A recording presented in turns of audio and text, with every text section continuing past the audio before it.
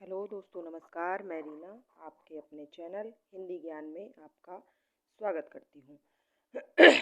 तो जैसे कि हमने देखा कि पिछली वीडियो में हमने वर्णमाला टॉपिक को कंप्लीट किया था, तो आज हम उसी से संबंधित कुछ प्रश्न देखेंगे जो पूर्व परीक्षाओं में आए हुए हैं। ठीक है, तो पहला प्रश्न है हमारा, निम्नलिखित में से कौन सा मूल दीर्घ स्वर नहीं है। ठीक है, तो कौन सा नहीं है? ओ नहीं है। हमने बताए थे आ, ई, उ, ई। ठीक है, होते हैं, तो ओ इसमें नहीं है। हिंदी में ध्वनियाँ कितने प्रकार की होती हैं? तो कितने प्रकार की होती हैं? 2 प्रकार की होती हैं। ठीक है। सॉरी। मात्रा के आधार पर कितने प्रकार के होते हैं? स्वर मात्रा के आधार पर कितने प्रकार के होते हैं? तो 2 प्रकार के होते हैं, दीर्घ स्वर और हास्य स्वर। ठीक है। जिह्वा के आधार पर स्वर कितने प्रकार के होते हैं? तो जिह्वा के आधार पर स्वर 3 प्रकार के होते हैं, अग्र, मध्य और पश्च। एक अगला प्रश्न है, एक से अधिक वर्णों के मेल को कहते हैं, क्या कहते हैं? तो व्यंजन कहते हैं। ई, चा, छा, जा, झा, झा और या आदि का उच्चारण स्थान किससे किया जाता है? तो तालव्य से किया जाता है। इसका हमने सूत्र भी बताया था जो संस्कृत में प्रयोग होता है, इचु यशानाम तालु, यानी च वर्ग पूरा और ई दोनों ई का स्थान। ठीक है, तो तालव्य से होता है। अगला प्रश्न है, जिनका उच्चारण स्वतंत्रता से होता है और व्यंजन के उच्चारण में सहायक होते हैं उसे कहते हैं, क्या कहते हैं? संज्ञा कहते हैं, व्यंजन कहते हैं, विसर्ग कहते हैं या स्वर कहते हैं? स्वर कहते हैं। ये यूपी ट्रिपल एससी वीडियो परीक्षा में दूसरी शिफ्ट में पूछा गया था। निम्न में से निम्न में दीर्घ स्वर है, दीर्घ स्वर कौन सा है? तो ई है हमारा। ये तीनों हमारे ई, ए और आई हमारा लघु स्वर है। ठीक है। निम्न में से अंतस्थ व्यंजन कौन सा है? तो कौन सा है? पूरा ये वर्ग होता है उसमें, तो इसमें कौन सा है? वाह, या, वा, रा, ला होता है ना, वाह, या, रा, ला, वा, सॉरी।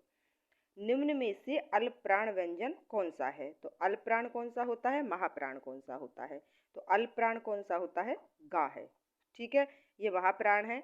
जैसे कि हम इसको एक सूत्र के थ्रू भी देख सकते हैं, जैसे जिसमें टी एच लगा देते हम, खा में लगा देंगे एच आ जाएगा, के एच। ठीक है, घा में भी जी एच आ जाएगा, टी ठा में भी टी एच आ जाएगा, इसमें एच लगेगा, और गा में सिर्फ जा आएगा, इसमें एच नहीं लगेगा। तो यानी कि जो अक्षर है उनके पीछे एच लग रहा है वो अल्पप्राण महाप्राण होता है, और जिसके पीछे एच नहीं लगेगा, सादा अक्षर होता है, वो अल्पप्राण होता है। निम्न में से घोष वर्ण कौन सा है? तो जा है। ठीक है, ये अघोष है, का, टा, चा, यानी प्रथम वर्ण अघोष होता है। ठीक है, तो इसमें जो प्रथम वर्ण है वो अघोष है और जा हमारा घोष है। अगला प्रश्न है, निम्न में से ओष्ठ वर्ण कौन सा है? तो ओष्ठ वर्ण कौन सा है हमारा? ऊ है। ठीक है, काकल्य वर्ण कौन सा है? तो काकल्य हमारा है होता है। ये का उच्चारण स्थान है, ये का कौन सा होता है? तो तालु होता है। ठीक है, इचु यशानाम तालु। रा का विवरण कौन सा होता है? रा हमारा वर्चस्व होता है, लुंठित होता है, सघोष भी होता है, अल्पप्राण भी होता है, व्यंजन है।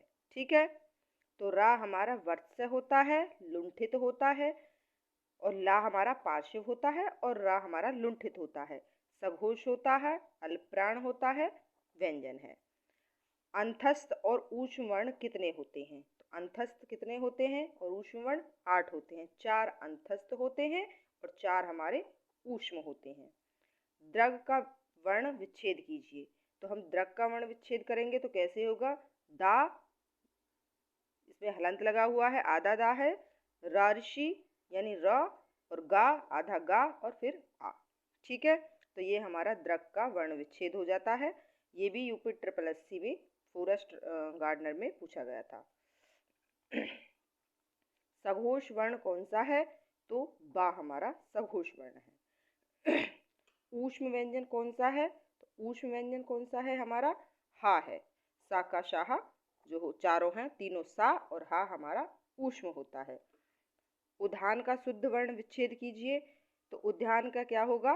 उ आधा दा, या आ आधा ना और आ। ठीक है, तो ये हमारा उद्यान का शुद्ध संधि विच्छेद यानी वर्ण विच्छेद हो जाएगा। निम्नलिखित में से कौन टा वर्ग में नहीं आता? तो कौन सा नहीं आता? तो धा नहीं आता, टा ठा डा णा। ठीक है, तो धा नहीं आता। टा ठा दा धा ना, ये तो हमारे ता ता तक ता वाले में आ जाएंगे, लेकिन ये हमारा इसमें धा नहीं आएगा।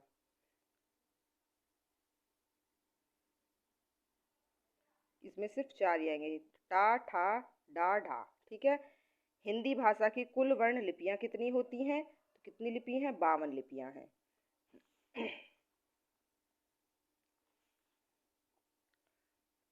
जिनकी ध्वनि केवल मुख से निकलती है वे क्या होते हैं? निरानुनासिक स्वर होते हैं। और अनुनासिक जो जिनमें नाक की सहायता होती है, जो नाक से बोले जाते हैं वो अनुनासिक होते हैं, और जो सिर्फ मुख से बोले जाते हैं वो निरानुनासिक होते हैं। अर्धविवृत स्वर है हमारा आए। सभी स्पर्श व्यंजन कौन से वर्ण में है? तो कौन से में आते? का चा पा दा। ठीक है, ये हमारा इसमें अंतस्थ हो जाएगा, या आ रहा है इसमें, ये है आ रहा है इसमें, ये ऊष्म हो जाएगा। इसमें भी है आ रहा है तो ये भी ऊष्म हो जाएगा। लेकिन इसमें का चा पा और दा ये सारे स्पर्श व्यंजन हैं। सभी महाप्राण वर्णों का वर्ग है, यानी कौन सा है महाप्राण वर्णों का? मा, शा और धा। जब एक ही ध्वनि का द्वित्व हो जाए तब वह क्या कहलाता है? तो क्या कहलाता है? युग्मक ध्वनियां कहलाती है, यानी 2 बार प्रयोग हो जाए एक ही ध्वनि।